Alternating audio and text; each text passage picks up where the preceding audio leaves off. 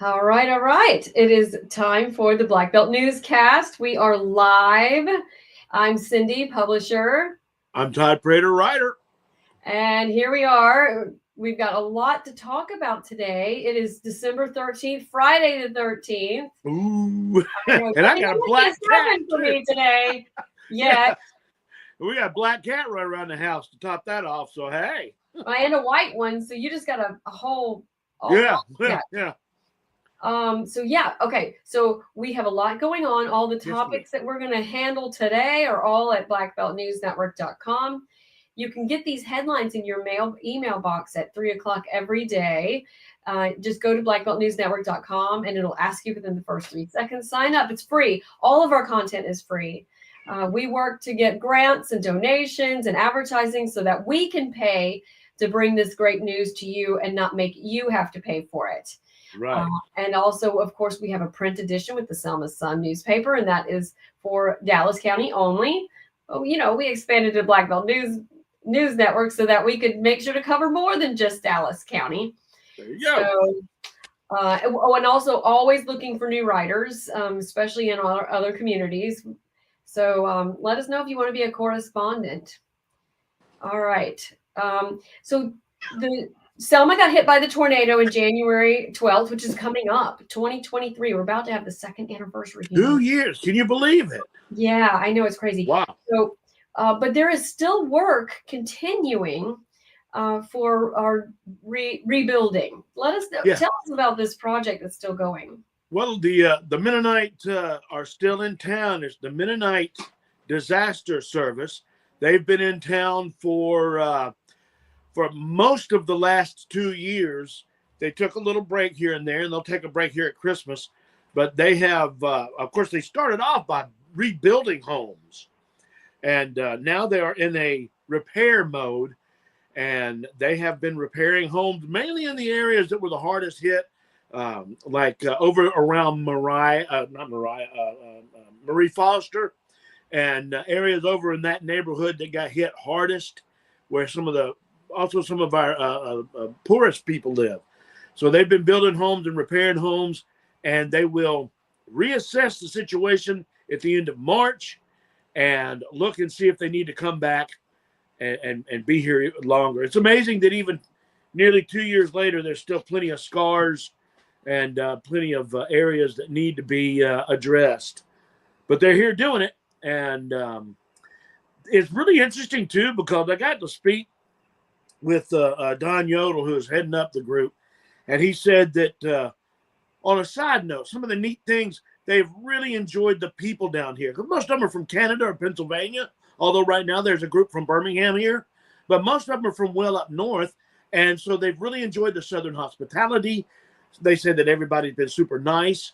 A couple of the churches have put them up and fed them, but they said one of the things that they really enjoyed was the barbecue, because they don't get that good a barbecue up there that we have down here. Yeah, and Laney's, we talked about that. They're reopened, and they're in East Selma, where they're probably getting some really good barbecue. Oh, it's a good barbecue around here between Laney's and Hancock and everybody. But and of course, there's a story coming out, or a story on the Selma Sun and BlackBeltNewsNetwork.com.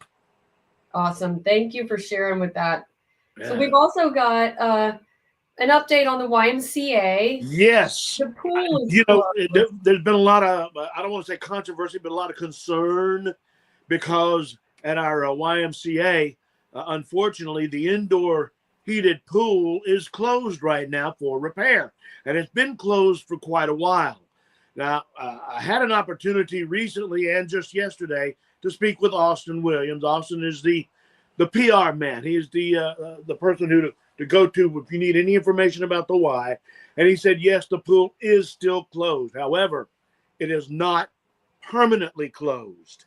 It is closed because there's a number of things that have to be done. The multiple $1,000s. I think it's $30-something thousand for the big pool, 16 for the small pool. And what they want to do is do it right. They've got some things repaired already.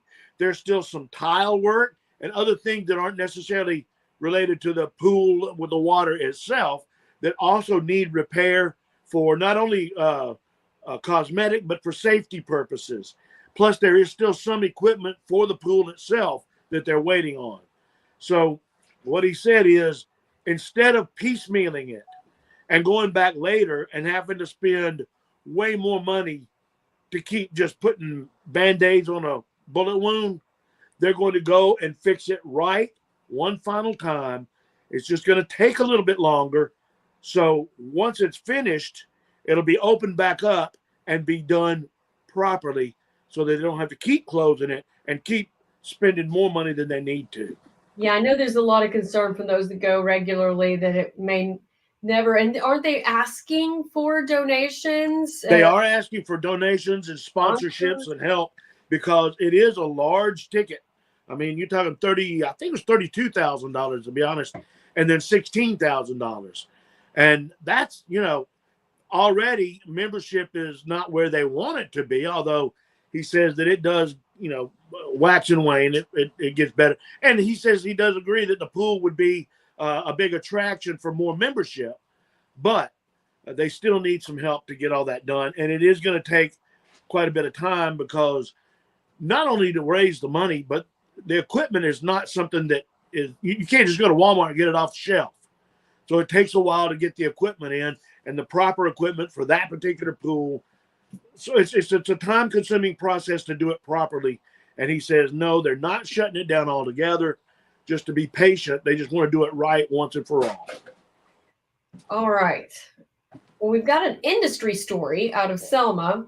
Now, this is an update. We ran a story in October 2023 where our EDA folks, Economic Development, had announced that a pipe fitting company was Cold-Clasher Pipe, yeah. Yeah, so they have it came out today that they've gotten some funding for their project, and it will be so that they can afford to do it, and it's through tax credits. Oh, good, yeah. The number of new jobs is being told at 50. When we ran the story a year and some change ago, it was 22 jobs. So we're going to get some clarification on that because the announcement today came from the financiers that were excited to announce that they have financed this. And what they're doing is they're rebuilding and renovating current property at Craig Field. Right. Hence the video of Craig Field. Yeah, exactly. I forgot to even mention this is at Craig Field Industrial Park. Right. And so that's one reason that hey, it's a great announcement that they got the funding. Right. And we will be updating the story with some more information about how many jobs this means. And they were supposed to open in June, so we're going to double check and make sure that they did open, and maybe this is an expansion.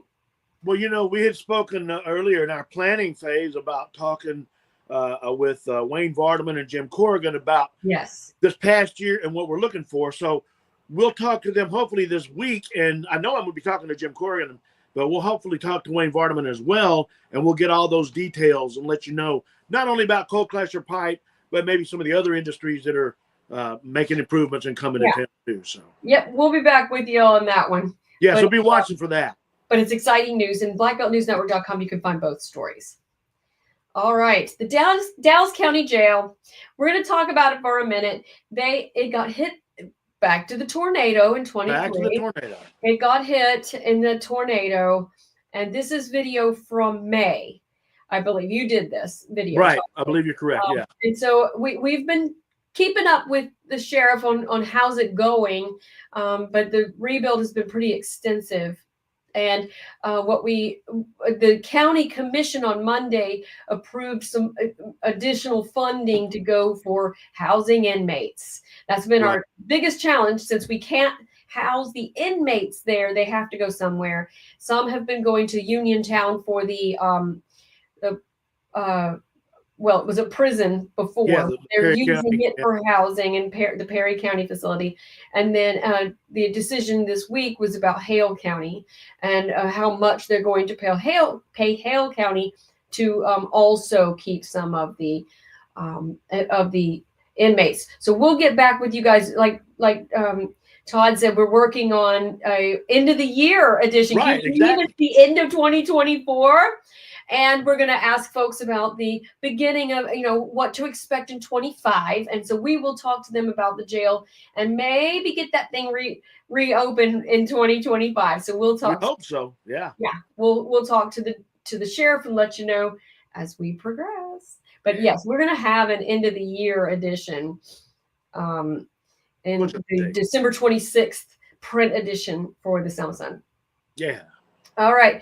Christmas parades. Last weekend was really busy, and it feels like it was a million years ago, but it was just last weekend. And of course, there's more parades. Marion has their parade on Saturday at 5 o'clock. So they're one of our later parades. But last weekend, we had two major parades. One was Selma, and the other was Demopolis. I attended the Demopolis one. My daughter was in this parade. Oh, yeah. And it was really fun. The cool thing about the weather was awesome. I know when we share about Selma's, that is not the case. But this was December 7th, Saturday. That was the Grand Marshals, Bobby Singleton, and another representative. All the different, this was a very long parade. I was really impressed. I'm also taking pictures. So there is a photo gallery that you can see at blackbeltnewsnetwork.com under Marengo County. If you go to our Marengo County page, you'll see where I got some pretty good photos. It was really fun. And this is the beauty queens for the year. And they were kind of cold, but actually the weather was pretty awesome. And when I didn't like the pictures I got, I just ran down the street to get ahead of them. Yeah. I was near the Baptist church in Demopolis, but I ran all the way to the Methodist church and took some pictures over there. I'm trying to let the video get to Santa. Here we go. Yay! My favorite part about parades is Santa. I love Santa. Me and Santa have a really good connection. I get to talk to him every year and tell him how things are going and ask for new things and appreciate and thank him for the previous year. And there he is, Santa. That's a neat looking float too. That's a really awesome float. They did. I was real impressed. I'd never been to the Demopolis Christmas parade, and I was Fair and Square is always cool. Yeah. My daughter was on a Mardi Gras theme. Oh wow! So they threw beads, but others threw beads too. It was pretty awesome. Yeah, I saw the pictures, and you got to go to Selma's parade. Tell us. Yeah, this is the beginning of Selma's parade, and as you can see, Sunday, unfortunately, we got a little bit of rain. They changed it from the traditional Saturday to Sunday, and it was a little bit later than usual too. But a number of the local schools marched in the parade. And I tell you, rain or not, there was a huge crowd watching the parade. There's Selma High School band marched by right in front of the Selma Sun office. All right. I actually had my son on one side shooting, and I was shooting on the other side. We're going to put all this video together, too, and have posts of the parades. Yay! Leith Wilson, Leith. And then, Tabernacle. Pastor Grayson walked by just before that. So, but there was a lot of great bands and a lot of folks there. And like you say, Santa Claus, he's coming up here in just a second. There it is. There's Santa. Got kind of dark, but he came at the very end of the parade and was waving at everybody. He and his Mrs. Claus. It was really a good parade, and it actually lasted quite a while. So I think everybody was happy and all smiled when it was over with. Oh, Selma's great. They have a lot of participation, a lot of bands, and they had a battle of the bands, which we have a story at blackbeltnewsnetwork.com from one of our correspondents, Valencia Benjamin, wrote a really great story about the battle of the bands and the other acts, because it wasn't just a parade. It followed with fireworks and bands at the amphitheater, and also vendors set up. I mean, blast. There was mixed reviews about having it at night. My only mixed review on this is it's harder to take photos and videos at night. Very much so. Yeah, that and then sorry guys, I want it during the day so that we can get smiling faces. It's harder to get at night. Yeah. But I can see the allure because it also makes it a big party, and you can add fireworks. So I get it. I totally get it. So after the parades, let's talk about Teacher of the Year. Yeah, the Teacher of the Year awards were this past Tuesday for Selma City Schools, and there were 8 different teachers that got selected. And it started off with a reception and some food. So once everybody got something to eat, they started calling up the teachers and letting each teacher come up and receive their awards. That is, of course, Miss Cynthia Millage and the acting superintendent, Daryl Akerson, presented the awards to each of the teachers. And of course, there were 8 of them. There was a big crowd that was there, family and friends. Then after the awards were presented, they actually announced that is the the elementary teacher of the year, Miss Yolanda Mason from Edgewood Elementary. And that's Miss Veronica Pitts from Selma High School, who is the secondary education teacher of the year. And they'll go on to represent in the state teacher of the year awards. That's some of the crowd after it was over with, nibbling on a little more food and just talking with each other. That's great video. It was a big crowd. I love it. You know, it's really, and we appreciated being invited. Thank you, Cynthia. Yes, thank you very much to the. Let us know when you guys have events going on. I always try to remind people that we can't be everywhere, but when we can, we will if we can. And then we have correspondents that come as well. So send us your news. If you've got a Teacher of the Year event that you didn't see us at, send us a picture and the information, news@blackbeltnewsnetwork.com. And make sure to sign up for our daily newsletter because we send out headlines with all of this stuff at 3 o'clock in the afternoons. And it's a great way for you to keep up with what's going on. And also, be in the know in your family. Yeah, exactly. All right. Sit around the Christmas dinner table and tell them everything you know what's going on. This is a fun story. Oh, I am so glad you found this story. We have a Christmas tree farm in the Black Belt. Tell us about it. Yes, and I did not realize that there's actually a couple others, but this one is in Dallas County, and it is the Johnson Christmas Tree Farm. That was Margie and Steve Johnson. Steve Johnson's family has owned that farm since the 1945, I believe he said. Wow. And they've been leasing it more recently to the Henrys, but Steve Johnson was showing some of the trees that they have. This is some of the and all those art works, all those mugs and everything is local artists that are making them. They've got jellies and jams. That pepper sauce up in the corner, Steve grows right there on the farm. All the peppers, the jellies are from locally grown folks here in Dallas County also. Then they have other little things to sell, towels and ornaments and. It's not just the Christmas trees, although the Christmas trees and handmade natural wreaths are their specialty. That right there, I had to stand back. That is a rack of whole rack of locally baked goods. Yummies. Yeah. There's mailbox decorations. Those are actually artificial. I love those. But they have all their natural stuff is already sold out except for the trees outside. And of course, no ornament place is complete in Alabama without the Alabama Auburn. Oh, that's great. Yeah, isn't that cool? I love the elephant faces. Yeah, no, me too. Roll Tide. And Steve was and Margie was telling me that when they had customers coming in during the Iron Bowl, they had the customers guess who was going to win. And that's what this is. They said they had 2 folks from out of town came in and put in. They didn't care. Oh, man. That's what the 2 of them say don't care. Okay. But that's Margie and Steve Johnson. It is on County Road 306, just off of 14. He's actually retired from IP, and this is not too far from IP where it is. You go down 306, it turns into a dirt road, and you keep going past 308, and you'll see them over on the right. It is the neatest thing to see a live Christmas tree farm, and it's right here in Dallas County. Now, this is the last weekend that they're open. Yeah, but get up. If you want a live Christmas tree, they said, all you got to do is call them. They'll be glad to open back up. And they literally live right, 100 feet from the office. That's great. All right. Yeah. So if you still want a tree this week or next weekend, give them a call at Johnson Christmas Tree for them. They'll open it for you. We'll have a whole story and some more about that coming up too. It was so cool to go out there. I'm glad you put us onto that one. Thank you. Yeah, well. Let me thank their daughter Candace for actually letting me know about it. She's the one that let us know about it. Tell me about the Selma or the Save a Life. They had yes. Yes, I'm glad you said something. I spoke with Jennifer Dobbs, and Save a Life had a great auction. They raised.